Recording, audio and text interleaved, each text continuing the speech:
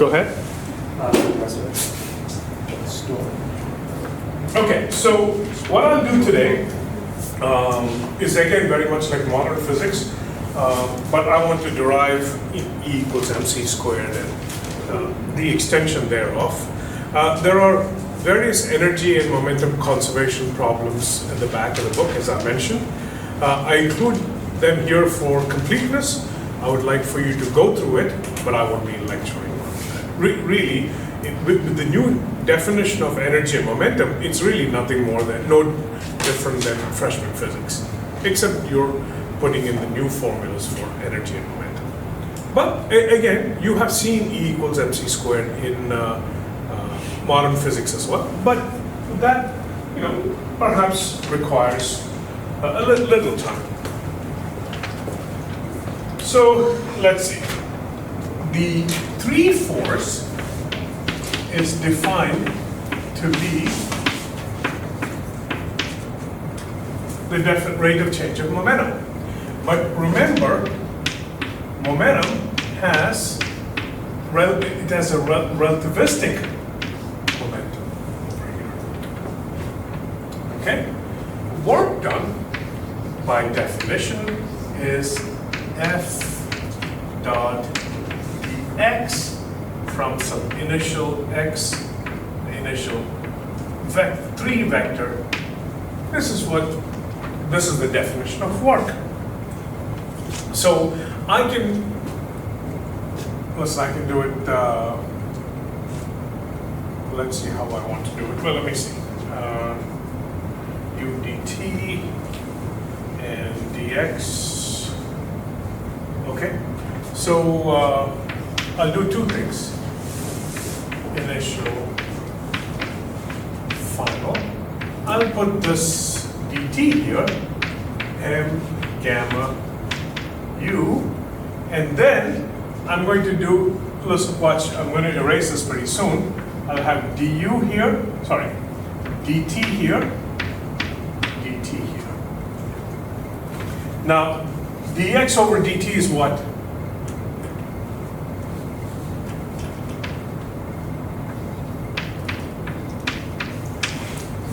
Yeah? So, then the usual rules of calculus, and I'm going to bring an m outside, and then I will have, I'll put the limits at the end, because obviously I'm going to do a change of variables. U dot gamma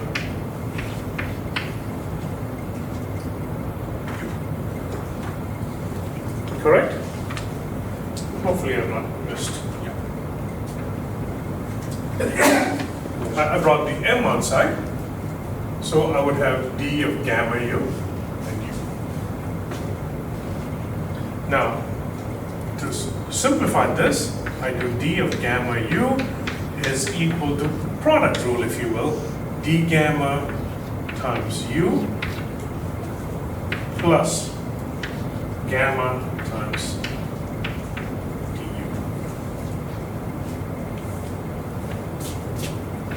Gamma is a function of beta. I can write this as square root now of 1 minus 1 over c squared, ux squared plus uy squared plus uz squared. And do I need to close parentheses? Yes.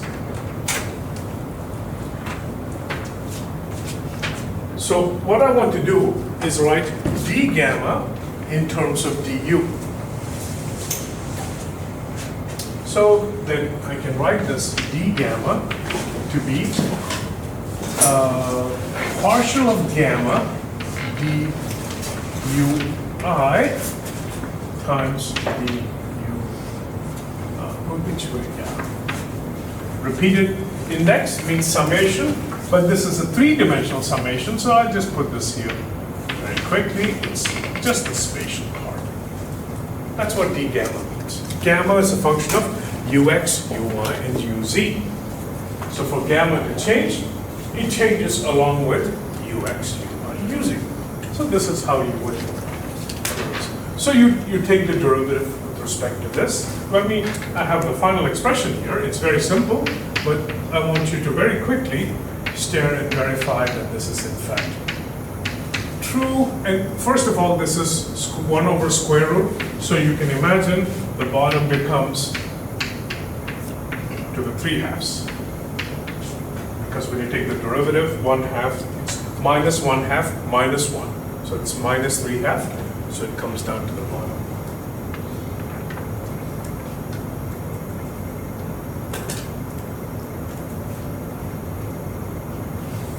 This 1 over c comes out. And anytime you have the derivative of this, it's 2u ux dux. And that's why you would get ux dux, uy duy, uz duc. Is that clear? Clear? Everyone? Yeah. So then, d of gamma u. We have all the ingredients. Oh, that's not correct. Gamma, yeah. It's u times d of gamma. Where is it? U times d of gamma. D of gamma is that. And I would have and gamma u. All right, so this is going to be, let me write down what I have written here, and then we'll make sure that this is correct. Gamma du is, so this is beta squared, u dot du over 1 minus beta squared to the 3/2 plus u dot du over 1 minus beta squared to the 1/2. That's equal to u dot du 1 minus beta squared to the 3/2. That's nothing more than c squared d gamma. Let's verify.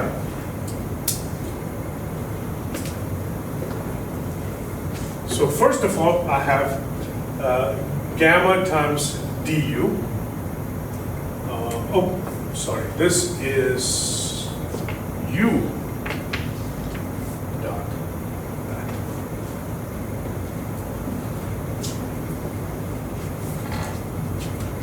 So this term is precisely this term.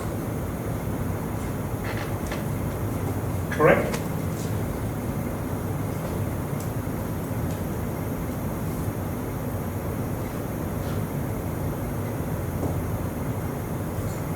So how did this come about?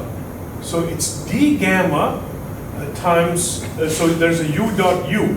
So u dot u, but there's a c squared over here. U dot u is u squared. U squared over c squared is beta squared.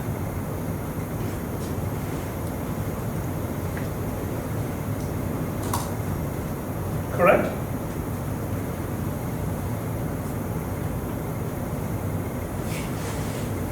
It looks distracting when you see the cleaned up version. Just make sure you fight through the calculus and the algebra. The calculus here is just a derivative.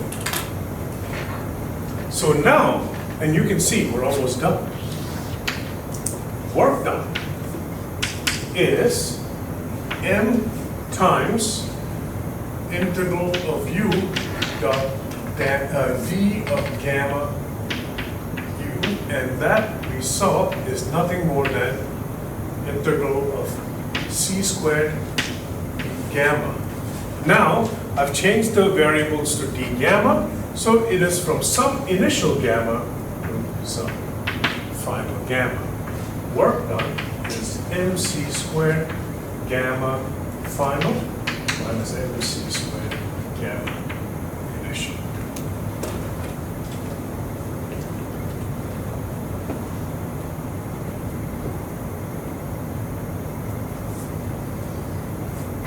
Yeah? So typically, what we would do, well, first of all, work done. What's the work kinetic energy theorem? The answer is in the question. It's equal to the change in kinetic energy. Change of work is equal to change in kinetic energy. So you can write change in kinetic energy is equal to mc squared F minus mc squared I.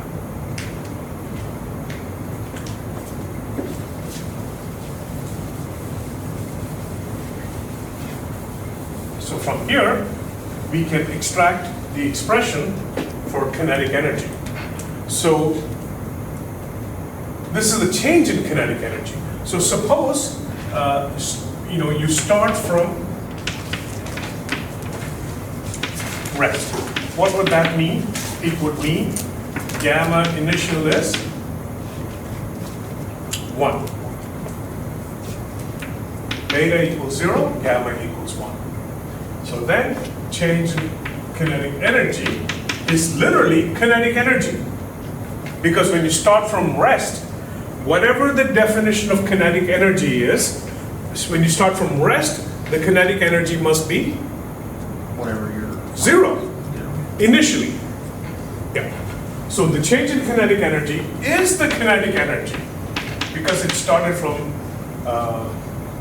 0. And that is m gamma c squared minus mc squared.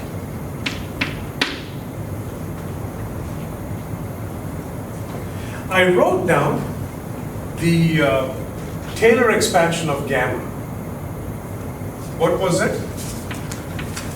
First one was 1. The second term was 1/2.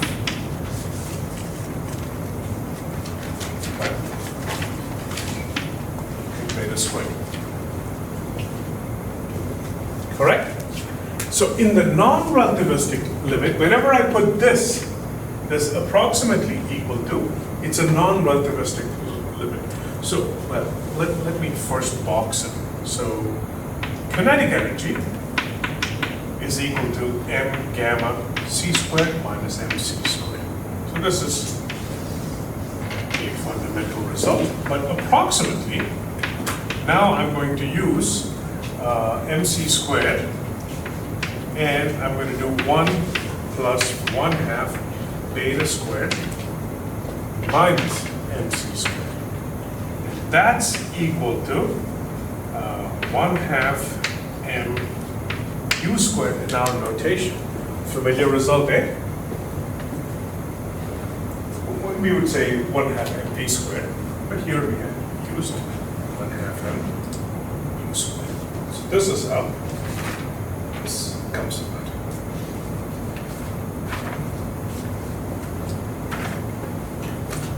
Any questions?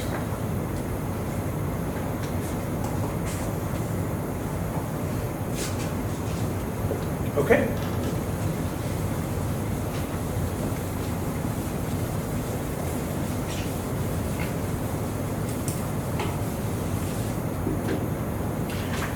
Now, I want to go from kinetic energy to energy. So change in kinetic energy in the presence of a conservative force, we're not considering relativistic friction here. Yeah, I wouldn't know how to consider relativistic friction. But I should say the change in total energy is change in kinetic energy plus change in potential energy.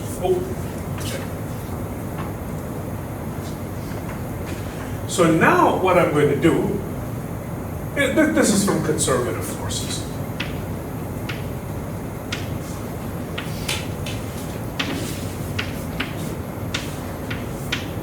In the world of special relativity, it's usually applied in particle physics. In particle physics, what happens is, an electron comes from far away, maybe a positron comes from far away, and they interact by exchanging some sort of a this is Feynman diagram, some sort of a virtual photon, and then or two electrons can come and they can scatter off of each other. Okay? But the point is, they interact in a small region of space, as you can imagine. Two electrons coming, they interact and then they scatter off. But very far away, before the event, and much later when the particles have left their interaction, these particles are very often free, right? So in quantum field theory, when you study, this is where it's the merger of relativity and quantum mechanics, and this is where special relativity becomes very useful. You're preparing a lab when you create free electrons, and then they scatter in a box, and then you collect the electrons far away. They're also free far away. Okay? So free particles are very important.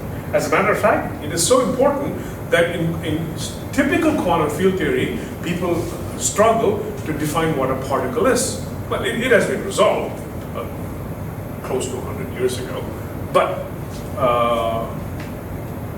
a free particle is very important. So free particles are very important to us as well. So for a free particle,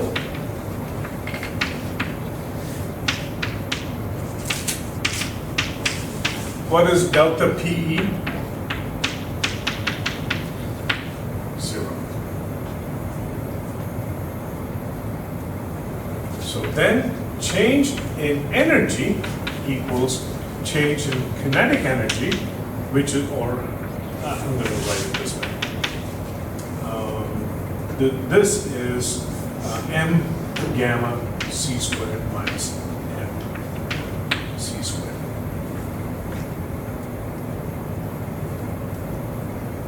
You can very easily see, for such a particle, you can define the energy to be m gamma c squared. So that this is the rest energy.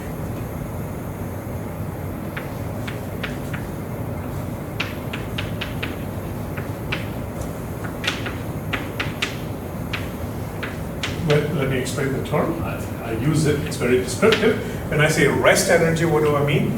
Energy of a particle that is at rest. So that lends itself to this formula. So when you very often hear E equals mc squared, you should know that they mean that is the rest energy simply by the virtue of a mass existing. It has not acquired any velocity. Even such an object has a notion of energy. When it speeds up, in fact, this is the correct expression, if you will, for energy. It's not mc squared, it's m gamma c squared. I'm sorry? As it speeds up, it gets more energy. As it speeds up? Energy increases. Energy increases. Yeah. Gamma increases, energy increases. That's exactly right. And this allows, as a matter of fact, if energy is what is more important than mass, this allows for the annihilation of particles and creation of particles. For example, you could have a photon and, an electron and positron colliding, and then they can release a photon. Clearly, mass is not conserved. Electron has mass, positron has mass, but we'll see today, a photon doesn't have mass. But what must be conserved there? The energy and, in fact, momentum. So, by the way, a little bit of what you might see in a quantum field theory course. This is sort of, if you will, an electron and positron, and it scatters off, right?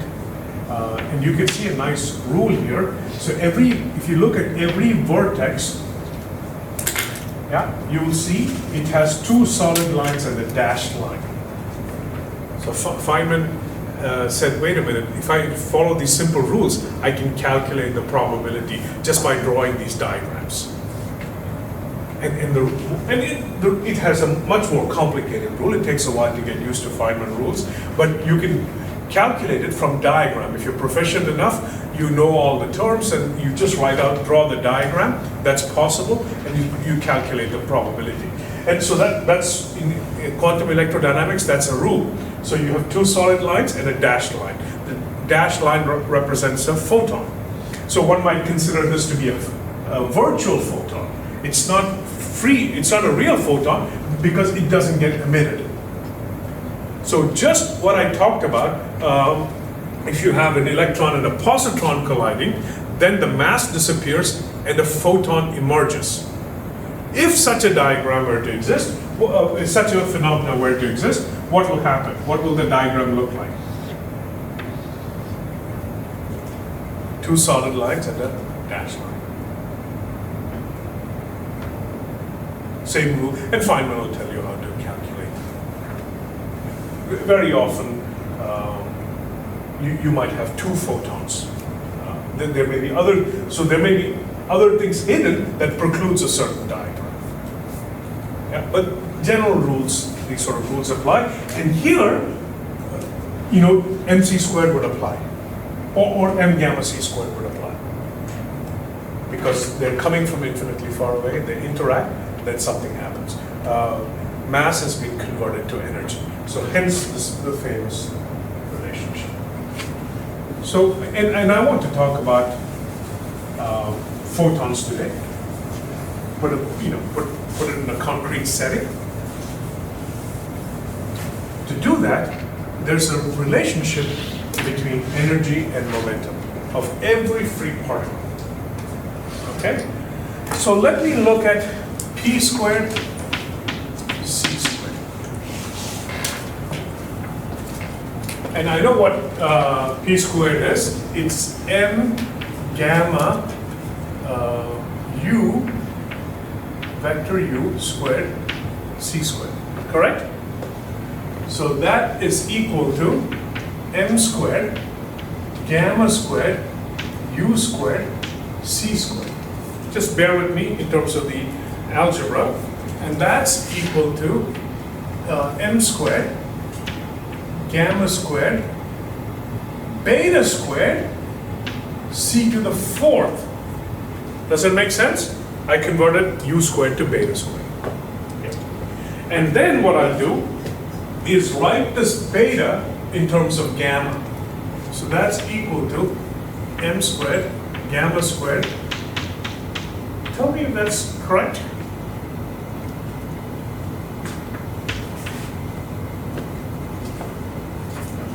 Gamma squared is 1 over 1 minus beta squared. So 1 minus beta squared is equal to 1 over gamma squared. So unpack that equation in your head, and you'll see this to be true. And this, I can write it as m squared gamma squared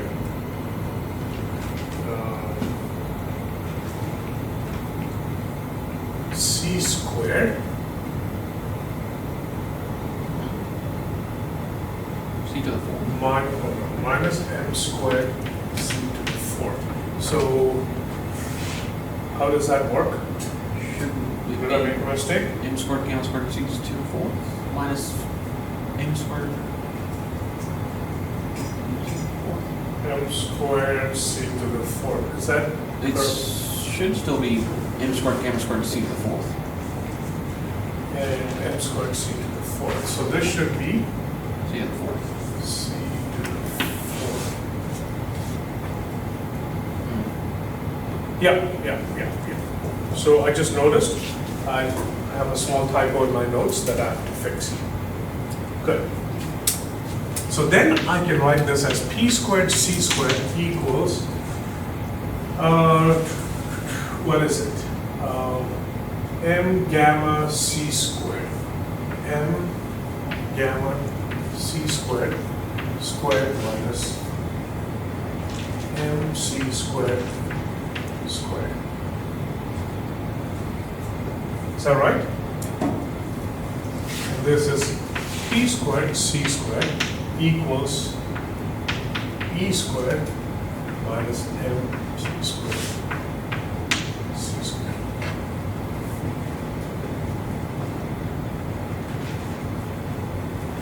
Books write things in many different orders. I like to write it like so, and you will see why.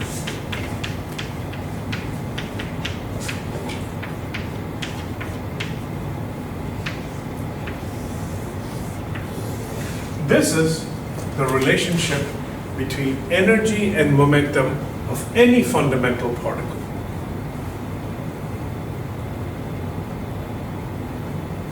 I remember we usually did it. Huh? I think we did E squared equals P squared C squared. Yeah, that's the way to write it. Now tell me, why would I take a nice looking equation, just put funky negative signs all over the place? But let me, 10 seconds away. What is momentum? Momentum is M4 vector, is M times U, correct? And that's equal to, now I know, it is M gamma C, M gamma U, right? And that is equal to E over C and P.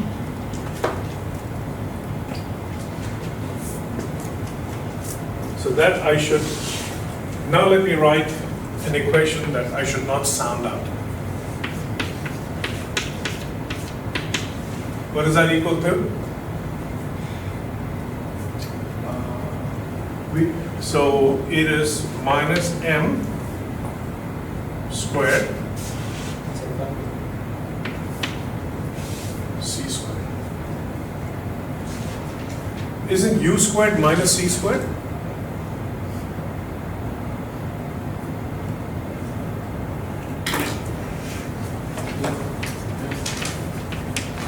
Yeah. When it's proper time parameterized, it's minus C squared. Then I have two M's, right? So I get this.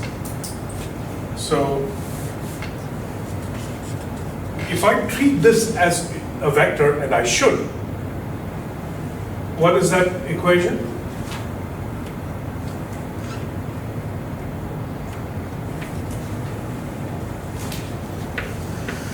Square C squared is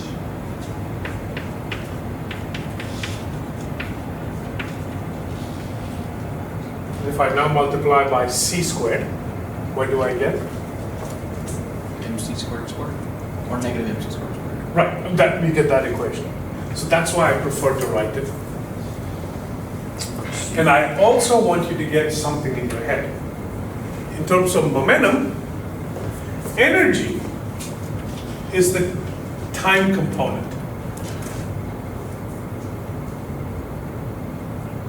And momentum is the for momentum, energy of E over C is the time component. The regular momentum is the space component. So this is really equivalent to saying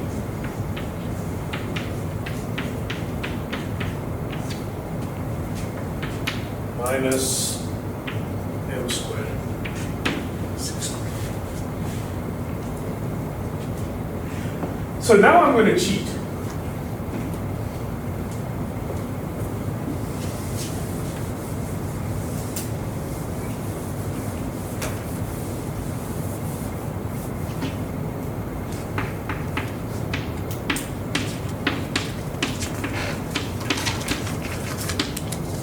I cannot begin with this equation and talk about massless particles at all, because we started by writing M outside of it.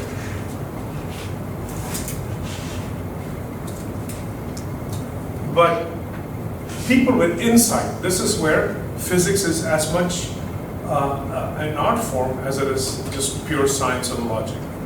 People with insight said, suppose you have a particle with energy and momentum, but no mass. How will they be related? What is a good candidate for that to work out? And they said, well, I know this is made up of mass, and this is made up of mass, but that's not what we're talking about. It is the energy. This is the momentum. So I'm going to take this equation here and pretend as if I don't explicitly show mass, that it doesn't contain mass. and then take all the mass and set it equal to 0. You and I do it, you have to be careful, you might be wrong.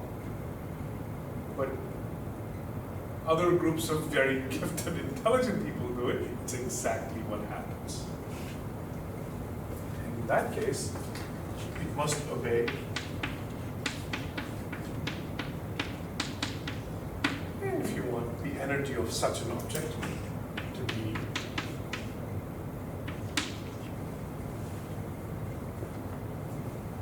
greater than 0. Seems like a good candidate.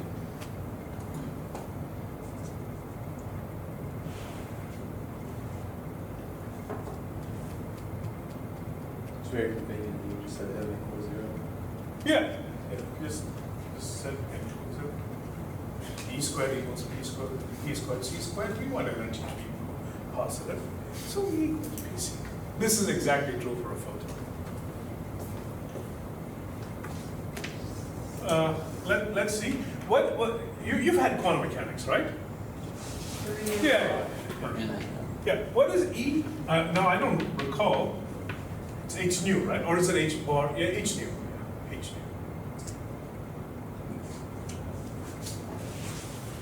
nu.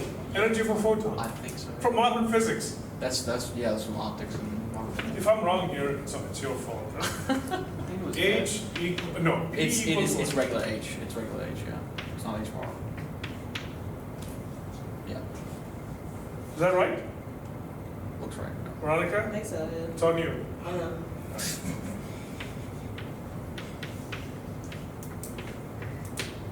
Right, H nu.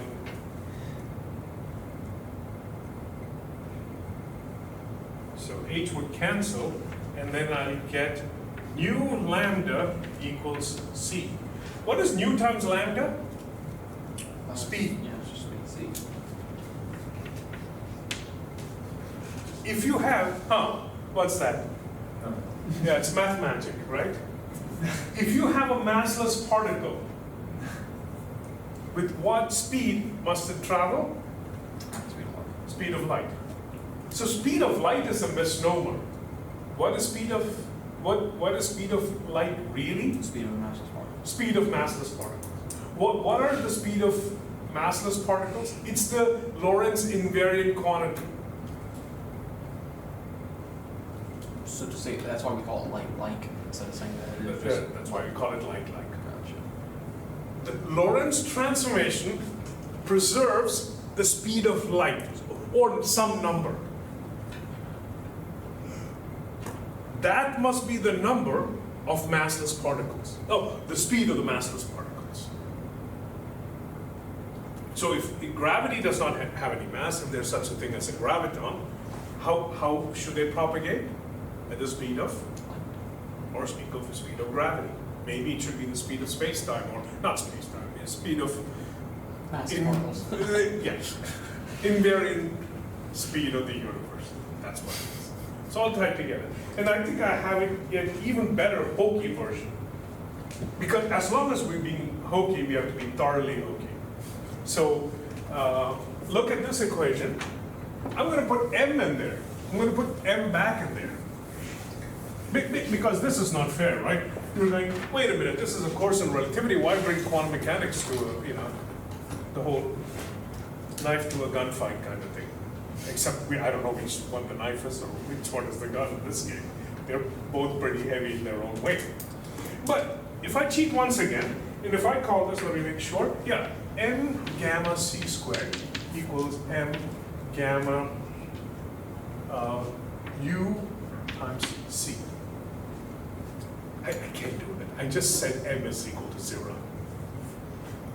But let's do the limiting case. Let m approach 0. Once again, we will get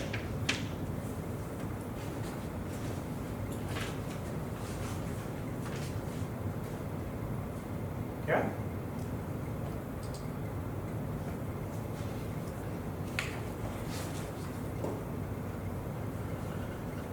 Before I get into, the next topic after this one here is tensors. We want to get to tensors. So if not today, certainly by Monday. But there's one more relationship that I want to talk about. We have seen that this is f dot dx, and we have shown that this is m gamma c squared, what might I call it, final minus m gamma initial c squared. Suppose this is a conservative force. This is equal to, of course, minus gradient of some potential.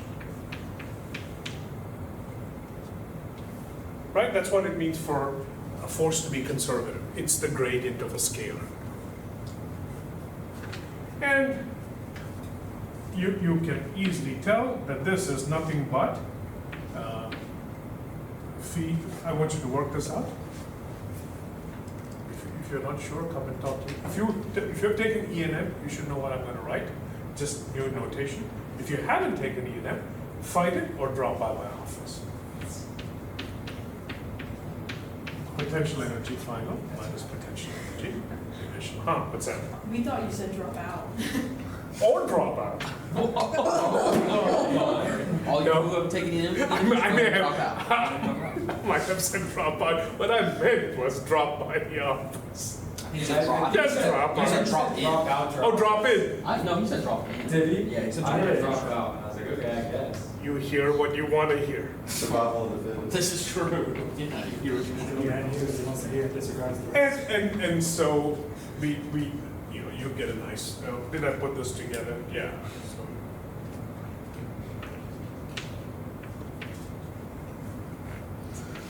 Final. This is not particularly important, but what I'm saying is E is not always equal to just m gamma c squared. There could be potential energy terms if they are actually interacting. What is a negative to change? Would it be negative? Yeah. It's the negative that change. So this I'm going to put, and I'm going to write it this way. Work done is the negative that change in potential energy, huh? Oh, well, I'll tell you why the negative becomes, this is why we insert the negative. If you have a conservative force, we would write the force to be the negative, the gradient of a scalar. The question is, that negative is just artificially inserted. You could define it as gradient of the scalar and define that scalar to be the negative of the old scalar. Why did we pick that negative there? So because we can have always this nice formula.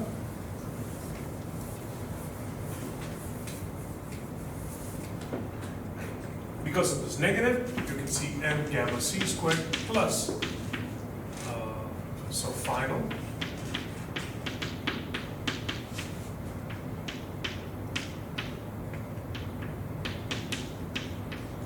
Or we can say m gamma c squared plus phi equals constant. So this is the energy plus potential energy is a constant, kinetic plus potential, if you will. That's the reason. All the F's get to one side, all the I's get to the other side. You see, that is why this negative has been inserted. You should know this from classical mechanics. I'm just reiterating this. This is only true, again, for conservative forces.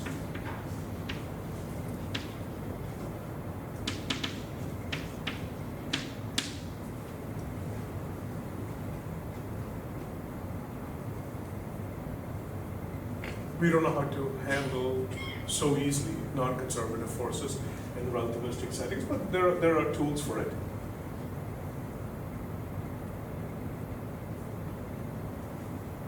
Yeah? Are we good? So now there are problems attached to it. Please go through it. Monday, we'll start with tensors.